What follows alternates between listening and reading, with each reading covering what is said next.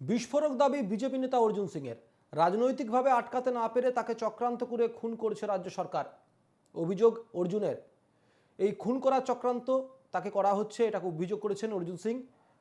Russia থেকে তিনি যেটা বলেছেন, রাশিয়া থেকে বিশেষ কেমিক্যাল স্প্রে এনে অর্জুন এবং শুভেন্দু অধিকারীর মতো বিজেপি নেতাদের খুন করার চক্রান্ত চলছে বলে অভিযোগ করেছেন তিনি। বৃহস্পতিবার ভবানী ভবনে যাওয়ার আগে প্রাণহানির আশঙ্কার কথা শোনালেন ব্যারাকপুরের বিজেপি নেতা।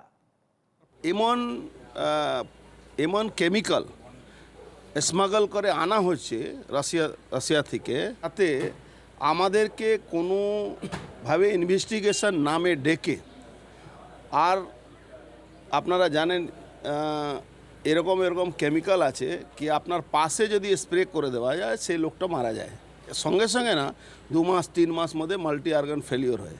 এরকম একটা আমাদের বিশ্বস্ত সূত্রের মধ্যে আমি খবর পেয়েছি কি অর্জুন সিং মানে আমাকে, শুভেন্দু অধিকারী, এরকম 4-5 জন আগের শ্রেণী যারা নেতৃত্ব দিচ্ছেন বিজেপিকে, তাদেরকে মেরে দেওয়ার চক্রান্ত এই সরকার করছে, যাতে